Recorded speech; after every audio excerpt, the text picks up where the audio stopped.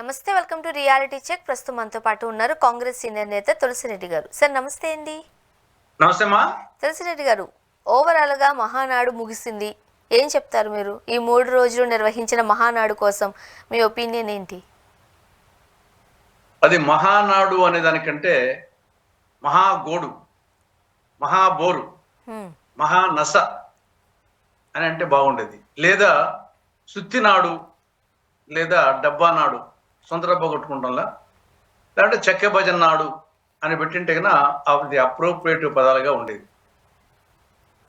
ఇక్కడ అంతా అతి, ఏది అతి, అట్టహాసము, ఆడంబరము, అతి సర్వత్రా వర్జయేత్ అన్నారు పెద్దలు. అలాగే ప్రతి పార్టీకి పుట్టినరోజు ఉంటుంది. కాంగ్రెస్ కూడా డిసెంబర్ 20 పుట్టినరోజు, అంటే అన్ని పార్టీలకు. తెలుగుదేశం పార్టీకి 2, ఒకటి పుట్టినరోజు ఏమో మార్చి 29, ఎన్టీఆర్ జన్మదినం ఏమో మే 28. కాబట్టి దీంట్లో మే 28 పెడుతున్నారు. అది జరుపుకోవచ్చు. అని ఏదో ప్రపంచంలో రాజకీయ పార్టీలే లేనట్టు, దేశంలో రాజకీయ పార్టీలే లేనట్టు, రాష్ట్రంలో రాజకీయ పార్టీలే లేనట్టు, ఇలా ఒక్క పార్టీ ఉన్నట్టు, వీళ్ళే శాశ్వతంగా పరిపాలించినట్టు గతంలో, ఇప్పుడు, రేపు కూడా అది ఓవర్ వచ్చేసి ప్రతిదీ అతి ఎక్కువ చేశారనిపిస్తుంది. తర్వాత డోస్ ఏదైనా సరే, మెడిసిన్స్ కూడా డోస్ ఎక్కువైతే వికటిస్తాయి. కాబట్టి ఇక్కడ డోసు అతి ఎక్కువ అనిపించింది. అట్టహాసము, ఆడంబరము, దుబారా. ఈ నేపథ్యంలో అధికార దుర్వినియోగం. ఈ డబ్బులన్నీ ఎక్కడి నుండి వస్తాయి? ఒకవేళ నాయకులు ఖర్చు పెట్టారనుకున్నాం, ఎక్కడి నుండి వస్తాయి వాళ్ళకు? ఎక్కడ ఏమైనా వచ్చేసి సేద్యం చేసి కూలి పని చేసి సంపాదించారా? దోపిడీనే కదా. కాబట్టి ఓవరాల్ గా ఈ మహానాడుతో టీడీపీ అంటే ఇంతవరకు తెలుగుదేశం పార్టీ అనుకునే వాళ్ళు, ఈ మహానాడు చూసినాక సామాన్య ప్రజలు ఇది తెలుగు దోపిడీ పార్టీ, టీడీపీ అంటే దేశం తీసేసి దేశం ప్లేస్ లో దోపిడీ, తెలుగు దోపిడీ పార్టీగా ఈ యొక్క మహానాడు తర్వాత ప్రజల దృష్టిలో పడింది. మరీ ముఖ్యంగా కడపనే ఎందుకు ఎంచుకున్నారు? ఇన్ని సంవత్సరాలుగా ఇప్పటి వరకు లేనిది కడపలో పెట్టేంత సాహసం టీడీపీ వాళ్ళు చేశారు. ఒక రకంగా చెప్పాలంటే ఇది లోకేష్ గారే దీనికి ప్రోత్సాహం ఇచ్చారు అనేది కూడా కొంతమందిలో వినిపిస్తున్న మాట. మీరేం చెబుతారు? నేను దాంతో ఏకీభవించనమ్మా. ఎందుకంటే నేను ఉడక గతంలో టీడీపీలో ఉన్నాను ప్రారంభంలో. ఇక్కడ ఉమ్మడి ఆంధ్రప్రదేశ్లో ఎక్కువ మహానాలు హైదరాబాద్ లో పెట్టారు. తర్వాత విశాఖపట్నం పెట్టారు, విజయవాడ పెట్టారు, తిరుపతి పెట్టారు. తర్వాత ఇప్పుడు రాష్ట్ర విభజన తర్వాత హైదరాబాద్ పక్కపోయింది కాబట్టి ఉండి దాంట్లో ఒక్కటి పెట్టుకుంటూ వస్తారు. ఆల్రెడీ విశాఖపట్నం పెట్టారు, విజయవాడ పెట్టారు, తిరుపతి పెట్టారు. ఇంతకుముందు వచ్చేసి ఒంగోలులో కూడా పెట్టారు. ఈసారి కడప పెట్టారు. నెక్స్ట్ వచ్చేసి ఇంకోటి పెడతారు. కడప కూడా ఇప్పుడు సిటీనే. తర్వాత మొన్న ఎలక్షన్ లో కూడా 7 సీట్లకు 5 వచ్చాయి. తర్వాత డబ్బులు పెట్టుకునే వాళ్ళు ఉన్నారు బాగా, ఎమ్మెల్యేలు. ప్రభుత్వం పార్టీ కొంత పెట్టినా, ప్రభుత్వం దుర్వినియోగం జరిగినా కొంత డబ్బులు వసూలు చేసేవాళ్ళు, ఖర్చు పెట్టే వాళ్ళు కూడా దొరికినారు. కాబట్టి మంచి స్థలం దొరికింది, పార్కింగ్ కానీ మొత్తము. కాబట్టి ఆ నేపథ్యంలో వీళ్ళు ముందుకు వచ్చారు. కడప జిల్లా వాళ్ళు వచ్చేసి ముందుకు వచ్చారు. పార్టీ కూడా వచ్చేసి గతంలో ఒంగోలు పెట్టాము కాబట్టి ఈసారి ఇక్కడ పెడదామని. అంతే తప్ప ఇది ఏదో చాలా మంది అనుకుంటారంటే ఏదో ఇది వైఎస్ కుటుంబానికి కడప కంచుకోట ఇప్పుడు అది అనేది కరెక్ట్ కాదు. యాక్చువల్ గా కడప వైఎస్ కుటుంబానికి కడప కంచుకోట కాదు, చిత్తూరు జిల్లా చంద్రబాబు కంచుకోట కాదు. మనం ట్రాక్ రికార్డ్ చూస్తే అనేక సందర్భాలు కడప జిల్లాలో ఓవరాల్ గా టీడీపీకి ఎక్కువ సీట్లు వచ్చాయి. 1983లో, 1985లో, 1994లో, 1999లో, 2024లో 5 సార్లు టీడీపీకి మెజార్టీ వచ్చింది కడప జిల్లాలో. ఈవెన్ 11కు వచ్చేసి 8 వచ్చినాయి ఒకసారి, తర్వాత 10కి 8 వచ్చిన సందర్భం ఉంది. కాబట్టి పులివెందలు అంటే డెఫినెట్ గా వైఎస్ కుటుంబానికి ఇంతవరకు ట్రాక్ రికార్డు సరే వేరియస్ కారణాల వలన 10 సార్లు ఎన్నికలు జరిగితే టీడీపీ ఆపుతుంది, 10 సార్లు ఆ కుటుంబమే గెలిచారు. అదేవిధంగా కుప్పం వచ్చేసి 10 సార్లు ఎన్నికలు జరిగితే 10 సార్లు టీడీపీని వచ్చింది, 8 సార్లు చంద్రబాబు నాయుడు, 2 సార్లు రంగస్వామి నాయుడు. కాబట్టి అంతవరకు వచ్చేసి కొంత సరే, అది కూడా వేరియస్ కారణాలు అనుకోండి. డబ్బు ఖర్చు పెట్టకుండా ఏం గెలవలే. ఇక్కడ కూడా పులిందలో కానీ కుప్పంలో కానీ ఆయన కానీ ఈయన కానీ ఎన్నికల్లో ప్రతి ఎన్నికల్లో డబ్బు పంపే జరిగేది. ఇక్కడ కూడా మిగతా పార్టీల కంటే ఎక్కువ పంచుతారు వీళ్ళు. సరే, ఏదైనా సరే వివిధ కారణాల వల్ల చెప్పొచ్చు. కానీ కడప వచ్చేసి కడప జిల్లా కంచుకోట కాదు, కడప నా అసెంబ్లీ కంచుకోట కాదు, కమలాపురం పక్కన ఇప్పుడు పెట్టింది వచ్చేసి యాక్చువల్ గా పేరుకే కడప కానీ కమలాపురం అసెంబ్లీ కింద వస్తుంది. కమలాపురం అసెంబ్లీ కంచుకోట కాదు, హ్మ్. కడప అసెంబ్లీ కంచుకోట కాదు, కడప జిల్లా కంచుకోవటం కాదు వైఎస్ కుటుంబానికి. కానీ చాలా మంది వచ్చేసి దూరంకుండా నూనె దూరంగా ఉండే వాళ్ళు వచ్చేసి అనుకుంటూ ఉంటారు, కానీ ఆ పరిస్థితి ఏం లేదు ఇక్కడ. ఒక పులిందల వరకు ఆడ కుప్పం వరకు కొంచెం చెప్పొచ్చు.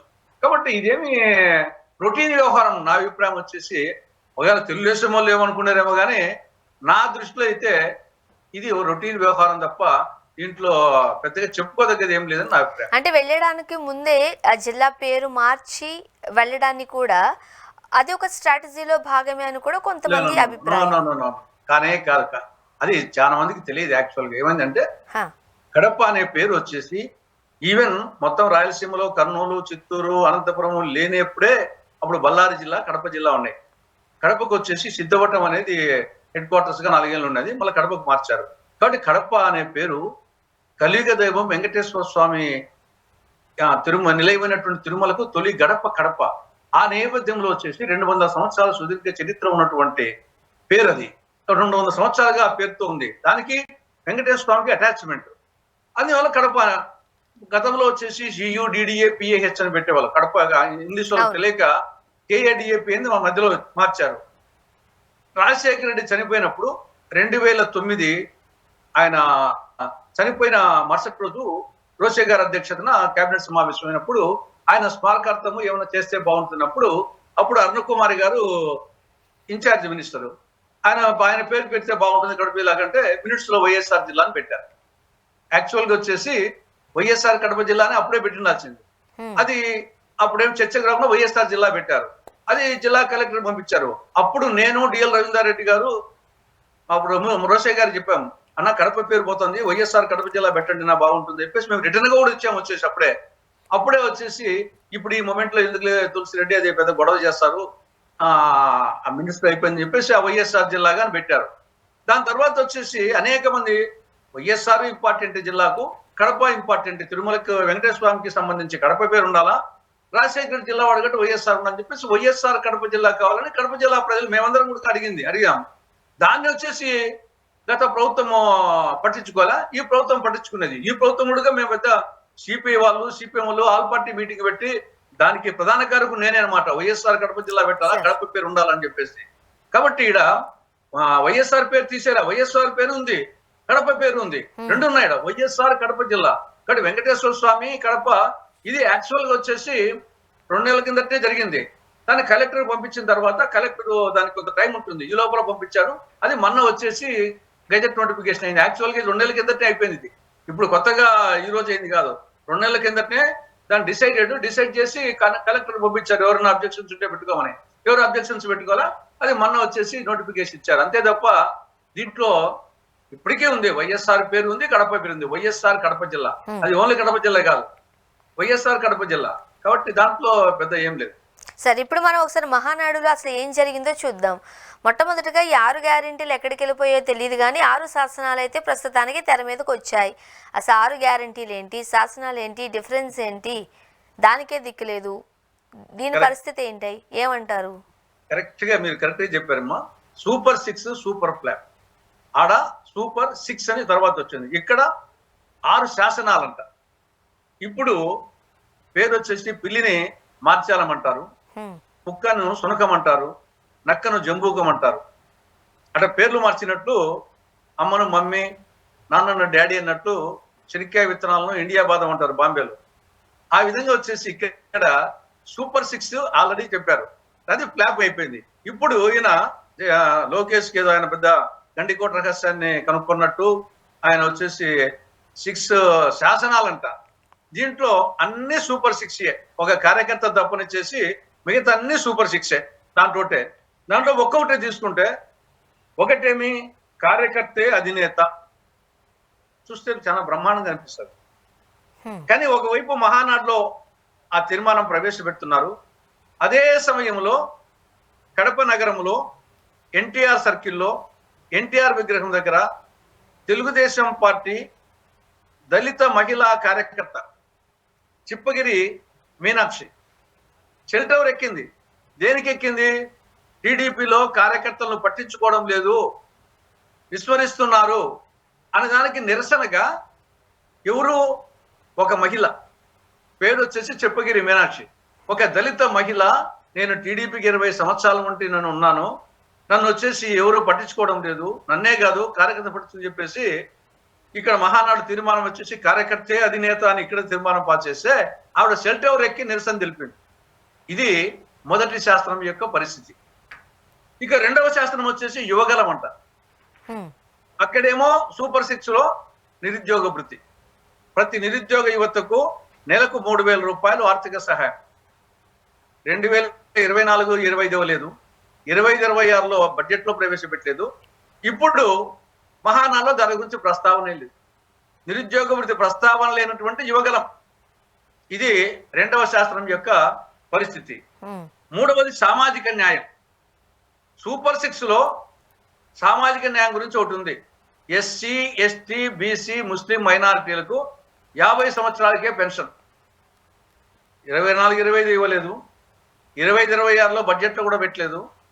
ఈ సందర్భంగా వచ్చేసి దాని గురించి ప్రస్తావించనే లేదు మహానాడులో. కానీ సామాజిక న్యాయం అంట. అది మూడవ శాస్త్రం యొక్క దుస్థితి. నాలుగవది స్త్రీ శక్తి. సూపర్ 6 లో ఆడబిడ్డ నిధి అంటే 19-59 సంవత్సరాల మధ్య వయసులో ఉండే ప్రతి మహిళకు, ప్రతి ఆడబిడ్డకు నెలకు 1,500 రూపాయలు. ఇది ఆడబిడ్డ నిధి. ఇక్కడేమో వచ్చేసేసి ఆడబిడ్డ నిధి 24-25లో ఇవ్వలేదు పైసా, 25-26లో బడ్జెట్లో పెట్టా. ఇప్పుడు దీని గురించి ప్రస్తావనే లేదు. కానీ ఇది స్త్రీ శక్తి అంట. ఇది నాలుగవ శాస్త్రం యొక్క పరిస్థితి. ఐదవది అన్నదాతకు అండ. సూపర్ 6 ఏమో అన్నదాత సుఖీభవ, ప్రతి రైతు కుటుంబానికి సంవత్సరానికి 20,000 రూపాయలు ఆర్థిక సహాయం. ఇంతవరకు పైసా ఇవ్వలే, ఏదో ఈసారి ఇస్తామంటున్నారు, ఏమి ఇస్తారో తెలియదు. అది అన్నదాత సుఖీభవ. ఇక్కడ అన్నదాత అండంట ఐదవ శాస్త్రం. ఇంకా ఆరవది మరింత విచిత్రమైనటువంటి శాస్త్రం. ఏమి? తెలుగు జాతి విశ్వఖ్యాతి. తెలుగు జాతి విశ్వఖ్యాతి, ఇది ఆరవ శాసనం. ఒకవైపు పాఠశాల విద్యలో తెలుగు మాధ్యమాన్ని రద్దు చేశారు. జగన్మోహన్ రెడ్డి జీవో 80 ద్వారా రద్దు చేశాడు. దాన్ని ఈయన కొనసాగిస్తున్నాడు జీవో 85ను.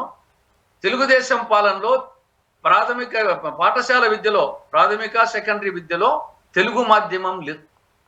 అంటే రాష్ట్రంలో ఉండే పిల్లలకు తెలుగు భాష రాదు, తెలుగు చదివేది రాదు, మాట్లాడేది రాదు. రాష్ట్రంలోనే తెలుగు భాష, తెలుగు జాతి అంతరించిపోతుందేమో, మన మాతృభాష తెలుగు భాష మృత భాష అవుతుందేమో, తెలుగు జాతి అస్తిత్వం పోతుందేమో అని చెప్పేసి మొత్తం భాషాభిమానులు భయపడిపోతున్నారు. రాష్ట్రంలో పరిస్థితి ఉంటే ఈయన తెలుగు జాతి విశ్వఖ్యాతి అంట. ఇక్కడ దిక్కు లేదు. అమ్మకు అన్నం పెట్టని ప్రభుత్వుడు పిన్నమ్మకు బంగారు గాలు చేస్తున్నట్లు రాష్ట్రంలో పిల్లలకు తెలుగు భాష ఓనమాలు నేర్పే దిక్కు లేక ఇంగ్లీష్ మీడియం పక్కన తమిళనాడు, కర్ణాటక, ఒరిస్సాలో తెలుగు మాధ్యమం స్కూల్స్ కొన్నెన్నో ఉన్నాయి. కానీ తొలి భాషా ప్రయుక్త రాష్ట్రంగా ఏర్పడినటువంటి రాష్ట్రంలో ఏ దానికోసం అయితే రామారావు గారు పార్టీ స్థాపించారో, దేనికి స్థాపించారు ఆయన? తెలుగు భాష కోసం, తెలుగు జాతి కోసం, తెలుగు జాతి ఆత్మ గౌరవం కోసం ఆయన వచ్చేసి పార్టీని స్థాపించే ఆ పేరు పెట్టుకొని వీళ్ళు తెలుగుదేశం పాలనలో పాఠశాల విద్యలో తెలుగు మాధ్యమాన్ని వచ్చేసి రద్దు చేస్తారు. వీళ్ళు తెలుగు జాతి గురించి, తెలుగు భాష గురించి విశ్వఖ్యాతి అంట. సిగ్గు ఉండాలి వచ్చేసి ఆ మాట అనేదానికి. నిజంగా మీకు అదే ఉంటే, ఆ శాసనం ఉంటే ఇమీడియట్ గా జీవో 85 రద్దు చేయండి. లేదా మా పార్టీ పేరు తెలుగుదేశం కాదు, ఇంగ్లీష్ దేశం అని తీర్మానం అన్నా చేసి ఉండాలా.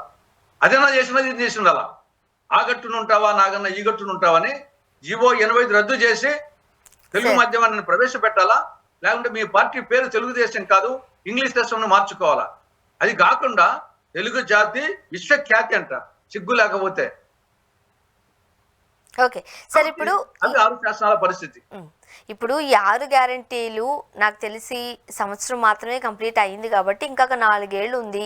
జగన్మోహన్ రెడ్డి గారు అప్పుల ఊబిలోకి నెట్టేశారు కాబట్టి కాస్త సమయం కావాలి అని నేరుగా చంద్రబాబు నాయుడు గారే చెప్పడం మనం చూసాం. చాలా చేయాలని ఉంది, బట్ దానికి వనరులు సహకరించట్లేదు అని. రాబోయే ఈ 4 సంవత్సరాలలో అది 6 గ్యారంటీలు అంటారా, 6 శాసనాలు అంటారా, ఏదైనా ఒకటి ప్రజలకు చేస్తే మేలే కదా. చేసే అవకాశాలు ఏమైనా ఉన్నాయని అంటారా మీరు? ఇది కూడా ఒక స్ట్రాటజీనా? అమ్మా, ఆయన ఫస్ట్ టైం ముఖ్యమంత్రి అంటే మనం కూడా వచ్చేసి ఏదో తెలుసో తెలియక చెప్పినా అనుకోవచ్చు. గతంలో 14 సంవత్సరాలు ముఖ్యమంత్రిగా ఉన్నాడు. తర్వాత వచ్చేసి 14 ఏళ్ళు ప్రతిపక్ష నాయకుడిగా ఉన్నాడు. కాబట్టి తెలియక చెప్పిందేం కాదు కదా. ఆల్రెడీ ఇంప్లిమెంటేషన్ పథకాలు తెలుసు, కొత్త సూపర్ 6 కొత్త పథకాలు తెలుసు. అన్ని తెలిసే వచ్చేసి హామీ ఇచ్చారు. రెండవది, పోనీ అధికారంకి వచ్చిన 1 నెల 2 నెలలు 3 నెలలు అంటే అర్థం ఉంది. దాదాపు సంవత్సరం అయిన తర్వాత నీ ఇంతకంటే చేసేది ఏముందమ్మా? నువ్వు రైతుకు వచ్చేసి వ్యవసాయ ప్రధానమైనటువంటి రాష్ట్రంలో రైతుకు సంబంధించి అన్నదాత సుఖీభవ 1 సంవత్సరం ఎగ్గొట్టినాక ఇంకా మీకు ఏమి క్రెడిబిలిటీ ఉంది? మహిళల విషయంలో కానీ, రైతుల విషయంలో కానీ, నిరుద్యోగ యువత విషయంలో కానీ, విద్యార్థుల విషయంలో కానీ మనం అనేక చెప్పడం లేదు. మీరు ఆరు పథకాలు మీరు చెప్పినటి సంవత్సరము అయినాక అమలు చేయనప్పుడు ఇంకా మీకు వచ్చేసి కొత్తగా వచ్చేసి ఆకాశం ఊడిపోతాయి డబ్బులు. ఏ సంవత్సరం ఆ సంవత్సరం జీతాలేమో ఉద్యోగులకు నెలలకు ఇవ్వాల్సిందే, పెన్షన్లు ఇవ్వాల్సిందే. కాబట్టి నువ్వు కొత్తగా ఏం చేస్తావు? ఒక దిక్కొచ్చేసి ధరలు అన్నా పెంచాలా, బాధుడన్నా బాధాడా, అప్పన్నా ఎక్కువ తేవాలా, దానికి పరిమితులు ఉంటాయి. సంపద సృష్టిస్తాను, సంపద సృష్టించింది కాదు, సంపద ఆవిరైపోతుంది. ఆయన సంపద సృష్టిస్తా అన్నాడు, సంపద ఆవిరైపోతుంది. దానికి ఎగ్జాంపుల్ 2023-24లో రూపాయి రాక, రాష్ట్ర ప్రభుత్వానికి రూపాయి రాక, అప్పులు కాకుండా కేంద్రం నుండి గ్రాంట్ అండ్ పన్నుల్లో వాటా, రాష్ట్రంలో ట్యాక్సెస్ నాన్ ట్యాక్సెస్ రెవెన్యూ కలిసి రూపాయి రాక అంటారు. ఎంత వచ్చింది 2023-24లో? అంటే వైకాపా చివరి సంవత్సరంలో 1,73,963 కోట్ల రూపాయలు వచ్చింది. కానీ చంద్రబాబు ఫస్ట్ ఇయర్ పాలనలో 2024-25లో 1,68,443 కోట్లు. ఎవరి ఇయర్ 10% పెరగాలి. 10% పెరగాల్సింది 5,520 కోట్లు తగ్గింది. దీని సంపద సృష్టించమనాలనా, సంపద ఆవిరనాలనా? తర్వాత వచ్చేసి కేంద్రం నుండి గ్రాంట్, డబుల్ ఇంజన్ కదా, డబుల్ ఇంజన్ లో కేంద్రం నుండి గ్రాంట్స్ ఎక్కువ రావాలి కదా. కానీ 2023-24లో కేంద్రం నుండి వచ్చినటువంటి గ్రాంట్ 34,698 కోట్లు కాకు ప్రకారం చెప్తున్నాను నేను. అదే 2024-25 చంద్రబాబు ఫస్ట్ ఇయర్ లో వచ్చింది 20,135 కోట్లు. అంటే కేంద్రం నుండి రావాల్సిన దాంట్లో 1 ఇయర్కే 14,523 కోట్లు తగ్గింది. ఇంకా ఏం డబుల్ ఇంజిన్. కాబట్టి సంపద సృష్టించింది లేదు, కేంద్రం నుండి గ్రాంట్ తెప్పించింది లేదు. కోరిక వచ్చేసి అన్నమయ్యను వచ్చేసి నిర్మించడానికి దిక్కు లేదు. కానీ బనకచెర్ల పోలవరం వచ్చేసి 80,000 కోట్లతో తీసుకొచ్చి రాయలసీమను సస్యశ్యామలం చేస్తారంట. తెలుసు సార్. కడప మహానాడు మీటింగ్ తిరిగితే అన్నమయ్యకు వచ్చేసి దానికి దిక్కు లేదు. 3 ఏళ్ళు అయింది, కొట్టుకొని పోయింది, 40 మంది చనిపోయినారు. దానికి దిక్కు లేదు. కానీ బనకచెర్ల పోలవరం బనకచెర్ల 42,000 కోట్లు తీసుకొచ్చి రాయలసీమను సస్యశ్యామలం చేస్తాను. కాబట్టి అన్ని ఉత్తర కుమార ప్రగల్భాలు. సార్, ఉత్తర కుమారుడు వచ్చేసి మహాభారతంలో ఆ ప్రకారంగా ఉంది. సార్ తులసి సార్, సాధారణంగా రాజకీయాల్లో ప్రచారంలో భాగంగా ఉన్నప్పుడు ప్రత్యర్థులను ఏకిపారేయడంలో, లేకపోతే వాళ్ళు ఏదైతే విధి విధానాలు అనుసరిస్తున్నారో దాన్ని చాలా గట్టిగా చెప్పడము, తొడగొట్టి మాట్లాడడము, మీసం మెలేయడము, ఇవన్నీ కూడా ప్రజాకర్షకనే ఉంటాయి, చేస్తారు కూడా సాధారణంగా రాజకీయ నేతలు, రాజకీయ నాయకులు. మీరు ఇన్నేళ్లలో రాజకీయాల నుండి మీరు చూశారు కూడా. కానీ వన్స్ అధికారంలోకి వచ్చిన తర్వాత రాష్ట్ర ప్రజలందరూ కూడా తమ బిడ్డల్లాగే చూడాల్సిన పరిస్థితి, రాజకీయ పార్టీలతో సంబంధం లేకుండా. బట్ మొన్నటికి మొన్న చంద్రబాబు నాయుడు గారు కొన్ని ఆసక్తికరమైన వ్యాఖ్యలు చేశారు. వైసీపీకి సంబంధించిన వాళ్ళకు ఇలాంటి పథకాల్లో దేంట్లోకి వాళ్ళకి ఇవ్వద్దు అని. అండ్ మరీ ముఖ్యంగా చాలా ప్రతిష్టాత్మకంగా నిర్వహించిన మహానాడులో లోకేష్ గారు మాట్లాడిన మాటలు కాస్త ఆశ్చర్యాన్ని కలిగించాయి అంటున్నారు చాలామంది. రెడ్ బుక్ ప్రస్తావన చాలామంది మాట్లాడుతున్నారు, కానీ అది నేరుగా లోకేష్ గారు నోటి వెంటే అధికారంలోకి వచ్చిన తర్వాత మనం చూస్తూ ఉన్నాం. రెడ్ బుక్ తీరు చూస్తుంటే ఒకరికి గుండెపోటు వచ్చింది, మరొకరు ఇప్పుడు జైలు చుట్టూ తిరగాల్సిన పరిస్థితి. అండ్ ఈ రెండు మాట్లాడుతూ అర్థమైందా రాజా అని ఒక డైలాగ్ వేయడం. ఇప్పుడు అధికారంలో ఉన్న ఒక తండ్రి స్థానంలో ఉన్న ఒక పెద్దన్న స్థానంలో ఉన్న వ్యక్తులు మాట్లాడాల్సిన మాటలు ఇవే అంటారా రాజకీయాలలో? ఎట్టి పరిస్థితుల్లో ఆ విధంగా అనకూడదు. మీరు చెప్పినట్టు ప్రతిపక్షంలో ఉన్నప్పుడు కొంత కార్యకర్తలకు, నాయకులకు భరోసా ఇచ్చేదానికి అప్పుడు మాట్లాడచ్చు. ఆ ప్రతిపక్షంలో ఉన్నప్పుడు కార్యకర్తలకు, నాయకులకు, వాళ్ళ పార్టీ నాయకులకు భరోసా ఇచ్చేదానికోసము అప్పుడు మాట్లాడవలసిన అవసరం ఉంటుంది, మాట్లాడొచ్చు. మీరు చెప్పినట్టు వన్స్ అధికారంలోకి వచ్చిన తర్వాత, అంత మెజారిటీ ఇచ్చిన తర్వాత అందరూ మనోళ్ళే. వన్స్ ఎలక్షన్ అయిపోయినాక ప్రజలందరూ మన వాళ్ళే. సరే, కొందరు తప్పు చేసింటే అది చట్ట ప్రకారంగా యాక్షన్ తీసుకోవచ్చు. దాంట్లో వచ్చేసి గత ప్రభుత్వంలో కానీ ఇప్పుడు కానీ చట్ట ప్రకారంగా కొందరు తప్పు చేసినప్పుడు తీసుకోవచ్చు. కానీ అది ఏదో బద్దసము, రెడ్ బుక్ దాని గురించి పెద్ద ఏదో ఘనకారం చేసినట్టు పదే పదే చెప్పుకోవడం అది కరెక్ట్ కాదు. చట్ట ప్రకారంగా ఆ రోజు నేను చెప్పింది వాస్తవమే, ఈరోజు చట్ట ప్రకారంగా మేము తీసుకుంటాం అంతే తప్ప కక్ష సాధింపు ఉండదు అనే మాట అనాల. చట్ట ప్రకారంగా తప్పు చేస్తే ఎవరైనా సరే, మా ప్రత్యర్థి పార్టీలైనా సరే, ఎవరైనా సరే, ప్రజలు తప్పు చేస్తే చట్ట ప్రకారంగా చర్య తీసుకుంటాము, మిగతా ప్రజలందరి మా వాళ్ళే అనే యాంగిల్లో ఉండాల. వచ్చేసి ఆ టైప్ రామరాజ్యం అని ఎందుకు అనుకుంటున్నాం? ఇప్పుడు త్రేతాయుగంలోని రామరాజ్యం గురించి ఇప్పుడు కూడా ఎందుకు అనుకుంటున్నాం? ఒక్కరు కూడా వచ్చేసి ఒక రజకుడు వచ్చేసి దాన్ని కూడా ఆలకించడం జరిగింది. కాబట్టి పదే పదే రెడ్ బుక్ గురించి ప్రస్తావించడము, అది ఏదో పెద్ద ఘనకారం చేసినట్టు భావించడము అది కరెక్ట్ కాదు. అది వీళ్ళు చేసినా కానీ ఎవరు చేసినా కక్ష రాజకీయాలు ఉండకూడదు. చట్టం తన పని మాత్రం చేసుకోవాలి. మనం దాన్ని వచ్చేసి వాళ్ళు వైకాపా వాళ్ళు కాబట్టి వాళ్ళను శిక్షించకూడదు అంటే కాదు, చట్టం తన పని దాన్ని చేసుకోవాలి. అంటే బీటెక్ రవి గారు వచ్చే మహానాడుకి ఖచ్చితంగా జగన్మోహన్ రెడ్డి గారు అరెస్టు ఖాయం అని చెప్పారు. దాన్ని ఎలా చూడాలంటారు? అంటే ఈడ కొన్ని రెండు విధాలుగా చూడుతున్నాం. ఒకటి, ఆల్రెడీ ఆయనకు పాత కేసులు ఉన్నాయి, సిబిఐ కేసులు, ఈడీ కేసులు ఉన్నాయి. మననే గాలి జనార్దన్ రెడ్డి ఇష్యూ కూడా చూశాం. ఆయన కూడా 12 ఏళ్ళ తర్వాత 14 ఏళ్ళ తర్వాత వచ్చింది. ఈయన కూడా దాదాపు వచ్చేసి 12 ఏళ్ళు అట్టున్నాయి. అందులో ఒక కేసు కాదు, అనేక కేసులు ఉన్నాయి, సిబిఐ కేసులు, ఈడీ కేసులు. అది ఒకటి. అది సుప్రీంకోర్టు కూడా ఆల్రెడీ డైరెక్షన్ ఇచ్చింది తొందరగా పూర్తి చేయాలని చెప్పేసి. సరే, ఇప్పుడు మద్యం కేసు అనేది, ఇప్పుడు కొత్త కేసులు అనేది ఒక టైపు. కొత్త కేసుల్లో దీంట్లో వచ్చేసి మద్యం కేసులో నాకు తెలిసి గడప వరకు వచ్చింది. ఏది కృష్ణమోహన్ రెడ్డి, ధనంజయ రెడ్డి, ఆల్మోస్ట్ వచ్చేసి జగన్మోహన్ రెడ్డి ఇంటి గడప వరకు వచ్చింది. కాబట్టి ఛాన్సెస్ ఉన్నాయి. మద్యం కేసులో అరెస్ట్ చేసడానికి ఛాన్సులు ఉన్నాయి. జైలుకు పోతాడు, మళ్ళీ బెయిల్ వస్తుంది. జైలుకు పోయినంత మాత్రం అంటే అది కన్విక్షన్ కాదు.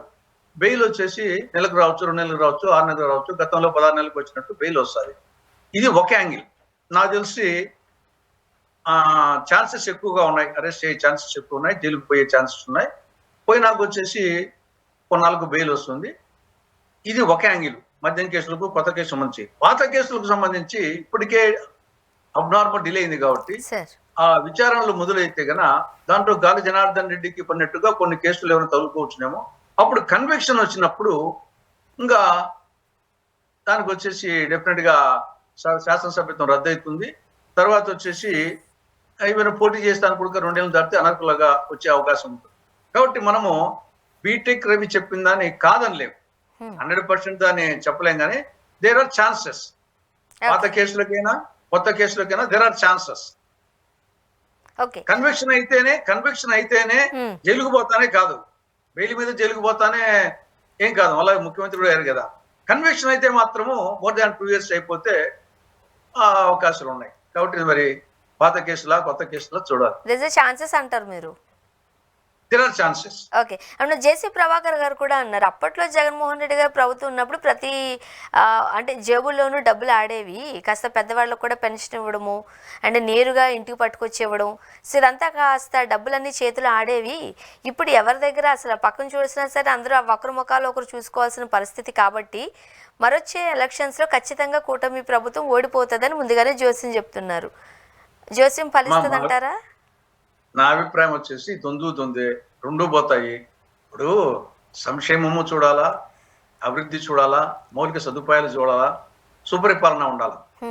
ఇప్పుడు ఫీల్ గుడ్ ఫ్యాక్టర్ కూడా ఉండాలా. సంక్షేమము కావాలి, అభివృద్ధి కావాలి, మౌలిక సదుపాయాలు కావాలి, ఫీల్ గుడ్ ఫ్యాక్టర్ కావాలి. ఈ 4 ఇవ్వగలిగిన పార్టీ కాంగ్రెస్ పార్టీ. ఏమంటే 2000 రాష్ట్ర విభజన అంశంతో కొంత ఇబ్బంది పడినాం. కానీ వీళ్ళు సంక్షేమం అనే పేరుతో అభివృద్ధి టోటల్గా పోయింది కదమ్మా. మేము సాగునీటి రంగానికి 15% నిధులు కేటాయించేవాళ్ళం. దాని పర్యవసానంగానే ఈరోజు శ్రీశైలం కానీ, నాగార్జున సాగర్ కానీ, ప్రకాశం బ్యారేజ్ కానీ, ధవళేశ్వరం బ్యారేజ్ కానీ లేకపోతే రాష్ట్ర పరిస్థితి ఏమా? ఈరోజు ఆంధ్రప్రదేశ్ అన్నపూర్ణగా ఉందంటే కాంగ్రెస్ కాదు అది. వీళ్ళు ఏం చేశారు తెలుగుదేశం వాళ్ళు, వైకాపా వాళ్ళు? అదేవిధంగా తెలుగంగ, గాలేరు నగరి, హంద్రీనీవా, పులిచింతల, పోలవరము, బుర్లకమ్మ ఇవన్నీ సింహభాగం కాంగ్రెస్ టైంలో అయినట్టే. వాళ్ళు ఏం చేసింది లేదు. కాబట్టి మేము అభివృద్ధి చేశాము. సంక్షేమంలో ఫీజు రియంబర్స్మెంట్ పెట్టింది మేము కామా? 108 మేము కాదా? 104 మేము కాదా? ఆరోగ్యశ్రీ మేము కాదా? ఉచిత విద్యుత్ మేము కాదా? రూపాయికి బియ్యం ఇచ్చింది మేం కాదా? కాబట్టి తర్వాత బంగారు తల్లి మేం కాదా? అమ్మహస్తం మేం కాదా? అభయహస్తం మేం కాదా? బట్ మేము చేసినట్టు చెప్పుకుంటే సంక్షేమ పథకాల్లో వీళ్ళు నథింగ్ వచ్చేసి మేము చేసినట్టు కొన్ని కంటిన్యూ చేస్తున్నారు. కొన్ని వచ్చేసి బంగారు తల్లి, అమ్మహస్తం, అభయహస్తం స్టాప్ చేసేసారు. కాబట్టి వాళ్ళిద్దరే కాదు ఉండేది, మేము కూడా ఉన్నాము. కాబట్టి వచ్చే ఎన్నికలు ఇండియా కూటమికి, ఎన్డీఏ కూటమికి మధ్య జరగబోతుంది. జగన్మోహన్ రెడ్డి మోస్ట్ ప్రాబబ్లీ వచ్చేసి నేను ముందే చెప్పినట్టు ఆయన అనర్హుడు అయితే ఆ పార్టీ ఉండదు. ఆ పార్టీ కాలగర్భంలో కలిసిపోతుంది. ఆయన వచ్చేసి ఆయన ఉంటే ఉంటుంది పార్టీ, అప్పుడు అది కూడా కాంపిటీషన్ లెక్క వస్తుంది. ఆయన అనర్హుడు అయితే గన ఆ పార్టీ కాలగర్భంలో కలిసిపోతుంది. ఫైట్ బిట్వీన్ ఎన్డీఏ కూటమి అండ్ ఇండియా కూటమి. ఇండియా కూటమిలో కాంగ్రెస్, కమ్యూనిస్టులు, ఆ పక్క ఉండే ఎన్డీఏ కూటమి తులసి సార్, రాష్ట్ర విభజన తర్వాత కాంగ్రెస్ ను మర్చిపోలేని విధంగా కాంగ్రెస్ పెట్టింది ఒక పెయిన్ గా ఆంధ్రప్రదేశ్ ప్రజలు తీసుకున్నారు, దూరం పెట్టారు. కానీ ఎప్పుడైతే తెలంగాణలో విజయం సాధించి రేవంత్ రెడ్డి గారు కాంగ్రెస్ ప్రభుత్వం అధికార పీఠం అధిరోహించిన వెంటనే అక్కడ ఏపీలో కూడా ఎంతో కొంత ఉత్సాహం వచ్చింది. కానీ నిజం చెప్పండి సార్, మీరు మీ కాంగ్రెస్ పార్టీకి సంబంధించిన ఆత్మ పరిశీలన చేసుకుంటే ఎవరు సరైన నాయకుడు ఏపీలో కనిపిస్తున్నారు? వాయిస్ వినిపించే నాయకుడు ఒక్కడన్నా ఏపీలో మీకు కనబడుతున్నారా? ఇప్పుడు చంద్రబాబు నాయుడు గారు ఏదో అంటారు జగన్మోహన్ రెడ్డి గారికి సంబంధించి, ఓ 2 రోజులు ఆయన గంటలు ప్రెస్ మీట్ పెట్టి నేను అది కాదు ఇది అరెస్ట్ చేసుకోండి ఇంకోటి అని ఆయన మాట్లాడడం తప్పితే ఎవరున్నారు కాంగ్రెస్ పార్టీలో లీడర్లు? ఎవరిని చూసి ఓటేయాలంటారు? నీ గుండెల మీద చేపెట్టుకోమ్మా. నాకంటే విమర్శించే వాళ్ళు ఎవరన్నా ఉన్నారా? ఎక్కడ కనబడుతున్నారు మీరు? జగన్మోహన్ రెడ్డి వారానికో 10 రోజులకు వచ్చేసి సొంత మీడియా పెట్టుకొని 1-2 గంటలు తీస్తాడు. నాకు ఏమని చెప్పండి, 1-2 గంటలు మా మీడియా మీరు ఎక్కడ కనబడట్లేదు కదా సార్ మరి. జగన్మోహన్ రెడ్డి లేడు. గతంలో వచ్చేసి జగన్మోహన్ రెడ్డి పరిపాలనప్పుడు 2 ఏళ్ళు కరుగులో దాక్కున్నారు. తెలుగుదేశం నాయకులు వచ్చేవాళ్ళు కాదు. నేను కడప గడ్డలో, పులివెందుల గడ్డలో, వేంపల్లో ఉండి విమర్శించిన నేను. కాబట్టి నాకేమంటే సొంత మీడియా లేదు కాబట్టి లేదు, కానీ నాకంటే విమర్శించినోడు నేను ఛాలెంజ్ చేసి చెప్తా వచ్చేసి ఆ పార్టీలో కానీ ఈ పార్టీలో కానీ, ఆనాడు జగన్ కానీ ఈనాడు చంద్రబాబు నాయుడు కానీ బీజేపీని కానీ నాకంటే విమర్శించినోడు ఏ పార్టీలో 5 కోట్ల ఆంధ్ర ప్రజానీకంలో లేదని ఛాలెంజ్ చేసి చెప్తా వచ్చేసి. కాబట్టి కాకపోతే అంటే చెప్తున్నా కదా, మాకు సొంత మీడియా లేదు, వాళ్ళకు సొంత మీడియా నుండి. మరి ఈ రోజు సొంత మీడియా లేకుండాను మీరు కూడా తొడగొట్టో మీసం తిప్పో మాట్లాడకపోతేను అధికారంలోకి వచ్చే పరిస్థితులు ప్రస్తుత రాజకీయాల్లో చూడొచ్చా? చూస్తామా, కాలం అనేది ఒకే విధంగా ఉండదు. మన కళ్ళెదుటిని అనేకం చూసాము. ఏం చంద్రబాబు నాయుడు ఓడిపోయినాడు కాదు, ఎన్టీ రామారావు ఓడిపోయినాడు కాదు, జగన్ తల్లి ఓడిపోలేదా? కాబట్టి ఇందిరాగాంధీ ఓడిపోయింది, వాజ్పేయి ఓడిపోయినాడు, అంబేద్కర్ ఓడిపోయినాడు, ఎన్టీఆర్ ఓడిపోయినాడు, జయలలిత ఓడిపోయింది, జగన్మోహన్ రెడ్డి తల్లి ఓడిపోయింది, కేసీఆర్ ఓడిపోయినాడు, చంద్రబాబు ఓడిపోయినాడు, లోకేష్ ఓడిపోయినాడు, పవన్ కళ్యాణ్ ఓడిపోయాడు, చిరంజీవి ఓడిపోయినాడు. అంటే ఏముంది మా వచ్చేసి కాలమహిమ అనేది వచ్చేసి పరిత్రాణాయ సాధూనాం వినాయ దుష్కృతాం ధర్మ సంస్థాపనాయ సంభవామి యుగే అన్నట్లు. వి హోప్ సార్ కాంగ్రెస్ కూడా మంచి రోజులు రావాలని కోరుకుంటున్నారు. ఏముంది ఎంతసేపు ఎన్ని కాంగ్రెస్ కూడా మంచి రోజులు రావాలని కోరుకుంటున్నారు సార్. ఆంధ్రప్రదేశ్ ప్రజలు ఓటు వేయాలనుకుంటున్నారేమో, సరైన నాయకుడు వాళ్ళకి కనిపించట్లేదేమో. ఒకసారి సరైన సమయం వచ్చినప్పుడు షర్మిల గారిని పెడితే అన్న మీద మాత్రమే బాణం ఎక్కుపెడుతున్నారు తప్ప రాష్ట్ర పరిస్థితుల గురించి అంతగా మాట్లాడుతున్నారు అనేది కూడా ఏపీలో వినపడుతున్న గుసగుసలు అవన్నీ అధిష్టానం దగ్గరికి వెళుతున్నాయో లేదో. కాంగ్రెస్ అంటే ఆవిడ ఒక్కటే కాదు కదా, కాంగ్రెస్ జాతీయ పార్టీ అంటే ప్రాంతీయ పార్టీలు. కాంగ్రెస్ పార్టీ జాతీయ పార్టీలో ఆవిడ ఒకటే కాదు కదా. ఒకవేళ జయాపజయాలు గెలిపోయినా అందరి పాత్ర సమిష్టి పాత్ర, ఓటమైనా సమిష్టి పాత్రే జాతీయ పార్టీలో. ప్రాంతీయ పార్టీల కంటే అది ఇంకా జరుగుతుంది. కాబట్టి అదేమి ఆవిడ ఒకటే నాయకురాలు కాదు. జయాపజయాలకు అపజయానికైనా అందరము పాత్ర వహించాలా, జయానికైనా పాత్ర వహించాలా. కాబట్టి ఖచ్చితంగా 2029 చెప్తున్నా కదా, జగన్మోహన్ రెడ్డి జైలుకు పోయే కన్విక్షన్ వచ్చే అవకాశం ఉంది. ఆ పార్టీ ఉండదు. ఫైట్ బిట్వీన్ ఎన్డీఏ కూటమి అండ్ ఇండియా కూటమి జరుగుతుంది. ఎన్డీఏ కూటమి పరిపాలన చూశారు కాబట్టి ఏగిలి మార్చాలని ప్రజలు అనుకుంటున్నారు. పంట మార్పిడి చేసినట్టు పంట మారిస్తే పంట బాగుంటుందని. కాబట్టి 2029 కల్లా కేంద్రంలో బీజేపీ 15 సంవత్సరాలు అవుతుంది. ఇక్కడ చంద్రబాబు నాయుడు గతంలో 5 ఏళ్ళు ఇప్పుడు 5 ఏళ్ళు చూసినాక ఎగుటు వస్తుంది.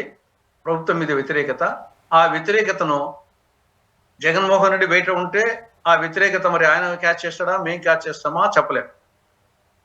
అప్పుడు కానీ కన్విక్షన్ అయితే జగన్మోహన్ రెడ్డి పోయినప్పుడు ఆ యొక్క టోటల్ గా మేమే ఎన్కాచ్ చేసుకునే పరిస్థితి వస్తుంది. కాబట్టి ఆ కూటమిలో జరిగినప్పుడు ఖచ్చితంగా 2029లో కేంద్రంలో రాష్ట్రంలో ఇండియా కూటమి వచ్చే అవకాశాలు పుష్కలంగా ఉన్నాయి.